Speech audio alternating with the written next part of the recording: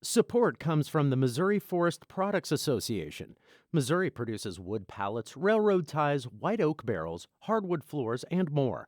Details on the variety of products made in the state are at choosewood.com. Welcome to St. Louis on the Air. I'm Sarah Fenske. A lot of the news this week has involved the St. Louis County Police Department. On Monday, Chief John Belmar announced that he'd retire in April. County Executive Sam Page thanked Belmar for his service. Page noted that the chief had obtained voter approval for Prop P, which has led to raises for officers.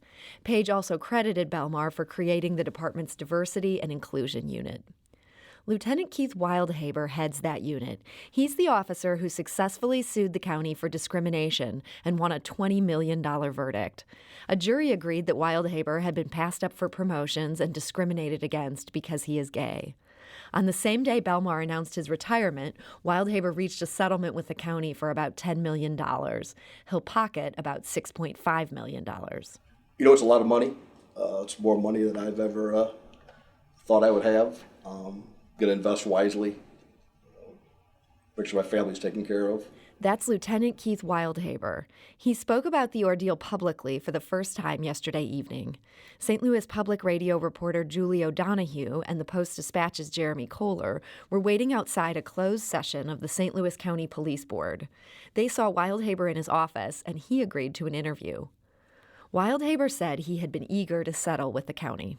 It never got to the point that we were flipping tables over and throwing chairs when we were working through things. It was very professional. Everybody was very cordial to each other, and we worked to resolve it. And I think both sides walked away feeling like they got the best deal. Wildhaber will be 48 years old next week. As of May, he will have 26 years in as an officer. And despite his windfall, he said he wants to continue working. You know, it's kind of a personal thing for me. I came here wanting to have a great career. The career started out phenomenal. Came to a couple of bumps in the road, got past those bumps in the road. Now I'm content and happy again. I want to retire from this department. I want to serve my 30 years, if that's what the number comes out to be. But I enjoy coming here. I enjoy working with the officers on this department, and wasn't ready to walk away yet. Taking a step back, Wildhaber said he reached a boiling point in 2016. But before that comment was made to me in 2014. That comment is when a police commissioner told Wildhaber that if he wanted to get promoted, he should, quote, tone down your gayness. And I wasn't even in a promotional process yet, so I hadn't felt like I'd suffered any discrimination. As I got into the process, scored very well, saw rounds of promotions being made. I wasn't being selected. Then I started to think, man, was some truth to that? That comment was made to me. Was there some truth to that? And I let that go on for 2 years. Sat through, I think it's 2 or 3 promotional processes. Saw myself not being promoted. April 1st, 2016, it finally had come to a boiling point for me, and I went down to the federal building and I made the EEOC complaint. It's a very long, drawn-out process. There's a mediation process. There's just a lot of waiting, and you have to wait for the EEOC to issue the right to sue letter, which was 180 days. So you got another 6 months, and that brought us right up to the filing of the lawsuit, January 2017, and then we just went through the discovery process. It was a little longer than it needed to be, and by the time we were finally ready for trial with a couple rescheduling of the trial dates on both sides, finally got it in front of a jury in October of 2019. Wildhaber said he wasn't surprised that the jury sided with him, but he was floored by the $20 million amount. Through it all, what's it been like for Wildhaber to be in the spotlight, and for something so personal? Over his 26-year career, he said he's been open about his sexuality for about half of it, to some people. There was a lot of time that I just stayed in the closet, and it was just, really personal reasons. I had never even told my own family. that I was gay.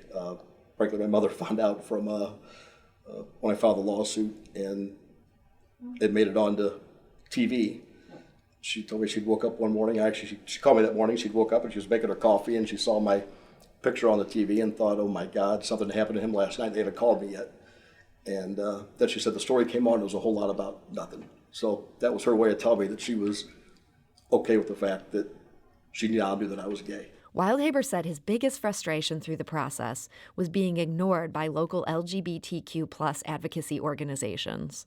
We've got these advocacy organizations in St. Louis. We got Promo, very active HRC chapter, and I had heard nothing from any of them through this process. There was a brief canned statement at the filing of a lawsuit from Promo, basically saying, "Yeah, Missouri, there's no rights against discrimination in the LGBTQIA plus community, and basically we wish them luck."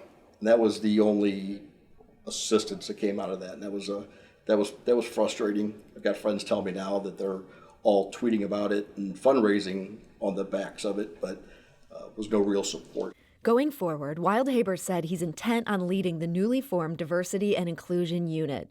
The two-man unit is now reviewing the department's anti-discrimination policy and its workplace harassment and promotion policies. The unit is forming a committee of officers with the goal of making the department more inclusive.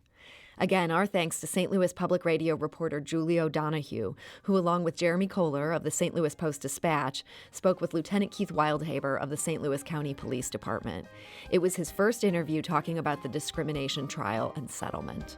This is St. Louis on the Air on St. Louis Public Radio, 90.7 KWMU. Support comes from the Missouri Forest Products Association, committed to conservation and careful management of the state's forests to make them more resilient and better habitats for wildlife. ChooseWood.com. St. Louis Public Radio's The Gateway gives you the day's news first thing every weekday morning. From the ever-evolving relationship between St. Louis City and County to developments in the Missouri and Illinois state capitals and reports from our correspondents in Rolla and the Metro East. We put it all in a roughly 10-minute package with clarity and context. Download The Gateway wherever you get podcasts.